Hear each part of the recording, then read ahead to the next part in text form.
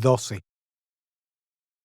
Los actores que habían conseguido pronunciar las partes del ritual astutamente escondidas dentro de sus diálogos se hallaban eufóricos, saltaban y danzaban tras la cortina, como si la victoria ya fuera de ellos. El director de la obra lloraba y sudaba al mismo tiempo, ambas cosas producto de la adrenalina y la emoción. Extrañamente, todos eran lo suficientemente listos para saber que su situación no mejoraría en lo absoluto cuando el nuevo régimen se apoderara del infierno. De hecho, peor aún, sus futuros eran inciertos, y eso bien podría significar que las cosas serían mucho peores. Pero quizá eso no importaba nada en aquel momento de euforia. Las criaturas del Averno eran tan mezquinas e irreverentes como los hombres. Para Melchor, sin embargo, el tiempo pasaba en cámara lenta. En ese sinsentido del ridículo propio de los seres humanos, asoció su marcha hacia el escenario con la caminata en cámara lenta de los héroes, pues la alegría de los demonios lo contagió y tan solo ese poquito de luz fue suficiente para encender la mecha. ¿Cómo se me ha podido olvidar mi palacio en la cima de un pico, en una isla en medio del mar? ¿Y mis putas? ¿Y mis sirvientes? ¿Y mi pequeño lugar para reinar aquí, en el infierno? Pensó. Su boca se fue abriendo lentamente, como un vagabundo que por una vez puede tener un final feliz. Los ojos se le humedecieron. ¡Puedo hacerlo! ¡Yo puedo! ¡Puedo! ¡Puedo hacerlo!, se dijo a sí mismo. Hizo lo que desde hacía muchísimos años no se atrevía: imaginar que su padre lo miraba orgullosísimo desde el púlpito de algún lugar celestial. Artanis iba tras él. Al nigromante se le ocurrió fugazmente que luego de la victoria el elfo lo perdonaría. Lo perdonaría y, de hecho, ¿por qué no? El terror se convertía en adrenalina y crecía, crecía. Se abrazarían fraternalmente. Despachó la última docena de pasos antes de trotar por las escaleras y, de ahí, al pasillo final que terminaba en las cortinas que daban al escenario. Algunos demonios miraban sorprendidísimos su cambio de actitud. «Melchor, es tu momento», pensó fugazmente. «Es tu momento y vas a lograr tus sueños». Imaginó que tras él iba el alma de su madre, incluso el alma del perro que más quiso en la vida, su único amigo real. El director lo miró con cierto espanto, que se transformó lentamente en una sonrisa pícara. Tuvo que atravesar un brazo en el camino de Melchor. «¡Espera!», gimió. El goblin levantó los ojos entusiasmado, prestando atención a las exclamaciones de los actores que todavía quedaban sobre el escenario. Escuchó lo que esperaba escuchar, musitando el guión entre los labios, que conocía al pie de la letra, y entonces siseó: «¡Ahora, Melchor, sal!». El hombre atravesó las cortinas y marchó con paso triunfal hasta el centro del escenario. Allá afuera el clima no era tan pesado ni opresor como el de atrás. La brisa helada bendijo su frente sudorosa y nada, nada en el universo pudo prepararlo para la visión abismal de miles sobre miles de espectadores viéndolo desde gradas infinitas. Melchor caminó hasta la punta, levantó los brazos emocionado y abrió la boca. Y eso fue todo. Literalmente todo, porque se le olvidó lo que tenía que decir. Su cabeza todavía daba vueltas cuando se dio cuenta de que no solo tenía la mente en blanco, sino que, además, todos sus intentos por acordarse eran inútiles. Parecía la impotencia de estar encerrado en una tumba. El hombre seguía ahí, con los brazos en alto. El público permanecía en un silencio espeso, tenso y expectante, que poco a poco comenzó a volverse incómodo. La boca de Melchor se abrió en una grieta de inconmensurable pavor, del que solo salió un gemido patético y bajo, pero paradójicamente lo suficientemente alto como para ser escuchado. Empezaron los murmullos. Quizá fue su criterio, o quizá fuera literal, pero sintió una bomba nuclear de emociones viniendo desde detrás de la cortina, y aquello no era nada en comparación a Artanis, cuyo rostro pasaba del bello élfico a convertirse en una expresión desfigurada y monstruosa de incredulidad, odio, terror y unas pupilas terroríficamente pequeñas para los ojos que las albergaban. Seguía buscando desesperadamente la información en el disco duro de su mente, pero entonces se le vino a la cabeza, como por azares tristes del destino, que él jamás fue bueno recordando las cosas de ese modo, forzándolas. Estaba perdido. Comenzó a sollozar de horror incrédulo lleno de ruido blanco, no de tristeza. A la hora de la verdad, Melchor no era lo suficientemente profundo ni romántico para dejarse someter a cualquier otra cosa más que un grito interno de terror absoluto. Y sin quererlo, porque no había otra, por su mente comenzaron a pasar un montón de frases rápidas y sin sentido de su vida, de sus sueños y su infancia. Una de ellas fue: ojalá estuviera en el cielo, aun si tuviera que ser para siempre. Y después, claro, eso sería una boludez. Los segundos transcurrían. Artani susurró, siseó, gimió y lloró al mismo tiempo. ¡Melchor!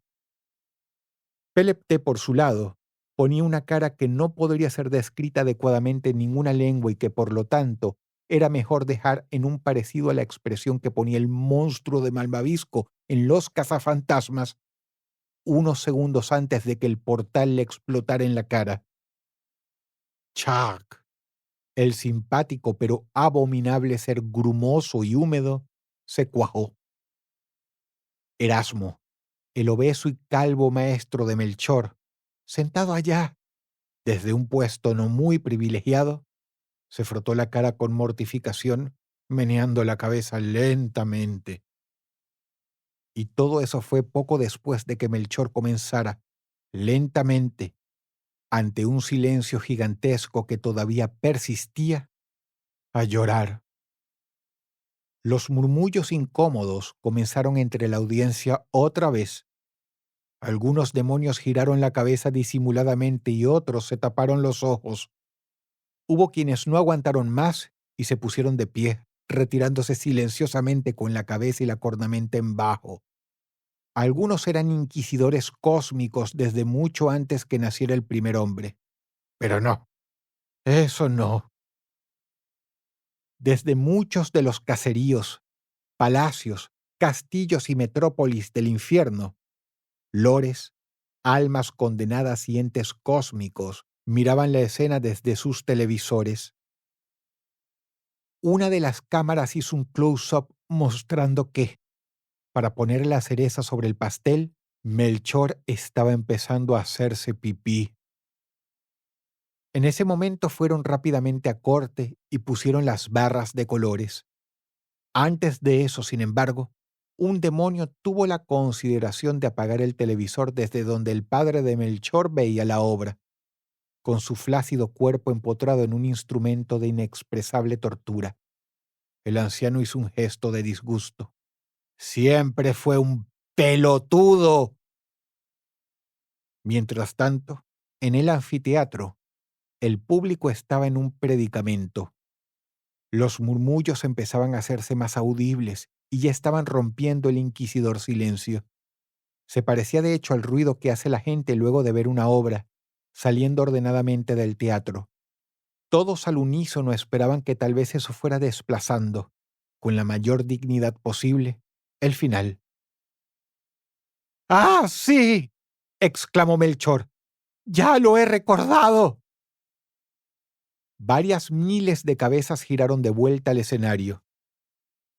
Pero entonces, enloquecido dentro de sí mismo, El nigromante volvió a dudar y a bajar la cabeza, con una semisonrisa demencial y estúpida, y los dedos cerca de los labios, sintiéndose cada vez más cerca de la frase. Y quizá lo hubiera logrado eventualmente, de no ser porque Artanis, el elfo oscuro, enloqueció total, absoluta e irremediablemente. «Belae, Akbil Mak, Patenkmamuk Hill», chilló a todo pulmón. La pronunciación fue excelente, los tonos ideales, la exclamación simplemente inmejorable. Habría sido perfecto, habría puesto el fin a la obra, habría puesto fin al reinado de Satanás y habría cerrado con broche de oro absolutamente todo, de no ser porque, simplemente, era Melchor quien tenía que decirlo, no él. La audiencia había escuchado al elfo perfectamente, y la audiencia también había entendido, de paso, qué significaban aquellas palabras. Primero vinieron las aterradoras exclamaciones de sorpresa, después el grito de miles poniéndose de pie intempestivamente. «Belae Akbil Mak, Patenkmamuk Hill, Belae Akbil Mak, Patenkmamuk Hill», repetía demencialmente, llorando, escupiendo la cara del nigromante, quien lo miraba sorprendido. Y ya era demasiado tarde. Melchor enmudeció, pero esta vez no porque su memoria lo traicionara, sino por un poder superior que le quitó automáticamente el habla. Artanis no fue tan afortunado. Recibió un ataque contra el cual ni él ni cualquier otro elfo oscuro, independientemente de su poder, habría podido defenderse. Estaba muy, muy fuera de su liga. Los ojos esmeralda saltaron de sus cavidades. Sus huesos se desbarataron.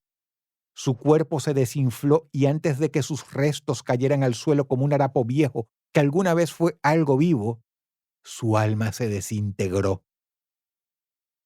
Todos los demonios del cuerpo regente del infierno se levantaron de sus tronos. No cabía duda de que estaban furiosos, y quien había despachado al elfo no daba signos de darse por satisfecho con aquella primera demostración. El suelo comenzó a temblar. El anfiteatro se caía lentamente a pedazos. El escenario fue separado en dos por un terremoto.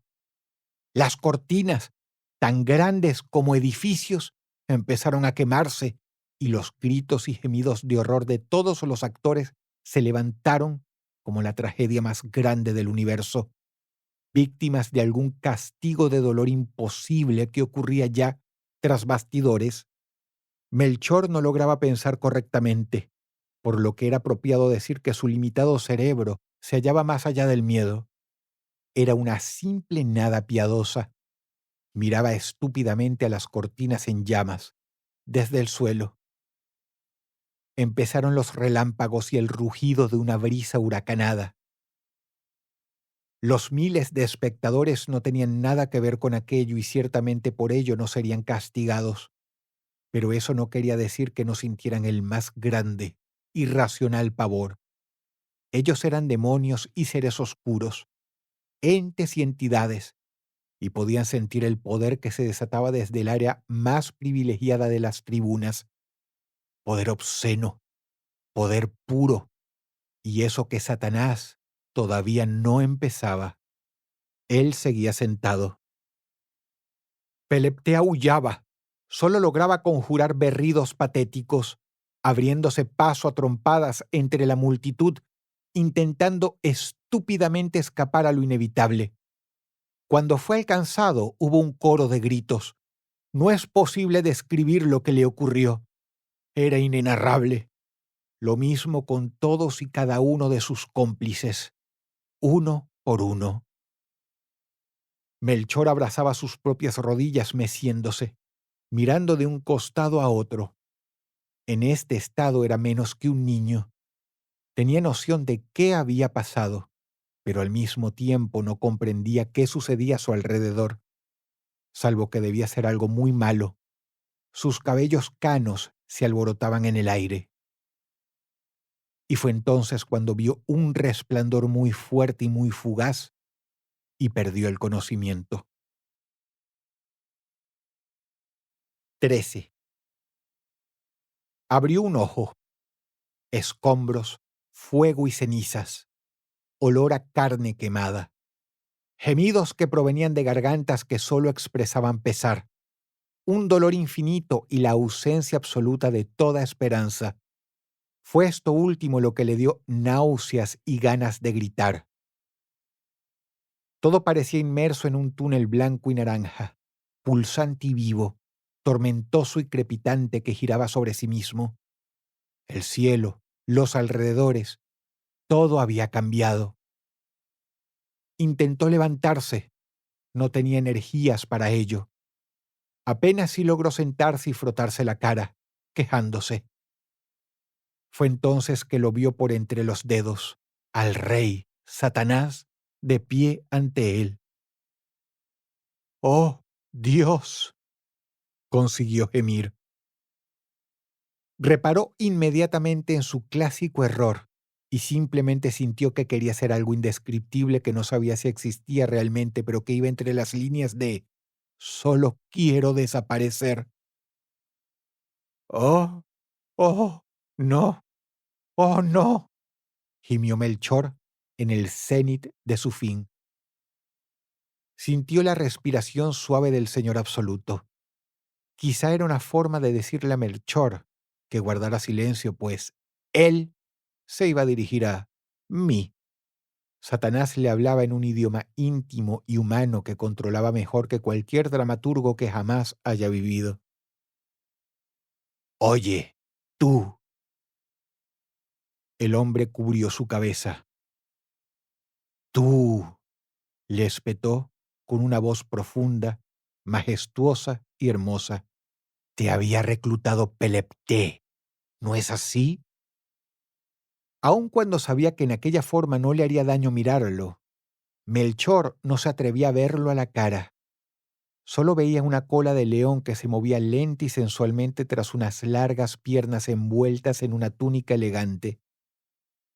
«Sí, y eras tú quien iba a dar el golpe final, ¿cierto, Melchor?». El nigromante se encogió con trágica resignación. «Y sí». Sentía que la mirada de Satanás lo iba a partir en dos. Probablemente más que sentir, aquello se convertiría en un hecho.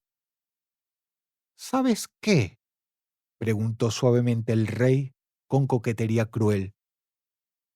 El nigromante solo hizo lo que podía, encogerse más. «Estoy más enojado contigo que con cualquiera de los demás. Mucho más». Melchor suspiró como una criatura. Figuras oscuras, todos del régimen infernal, lo miraban muy por detrás de su señor. «Te maldigo, Melchor». Dejó de respirar por voluntad propia, esperando el hacha de la sentencia. «Te puedes ir a tu casa. Lárgate». Estuvo cerca de levantar la cabeza para verlo, pero ni siquiera la fugaz felicidad fue suficiente para olvidársele el irascible, místico, instintivo terror hacia él. No le impidió, sin embargo, sonreír como un niño. «No te estoy perdonando», le refregó, detectando instantáneamente los sentimientos de Melchor. «Te estoy castigando de la peor manera que se me ocurre, dejarte seguir viviendo en tus zapatos». Nunca lo supo porque no se atrevió a verlo, pero Satanás arrugó el rostro con asco. «Te maldigo, sigue viviendo esa vida y sigue siendo tú mismo. Peor aún, te ordeno a irte por donde viniste y quedarte allá de donde vienes. Toma eso, pobre infeliz».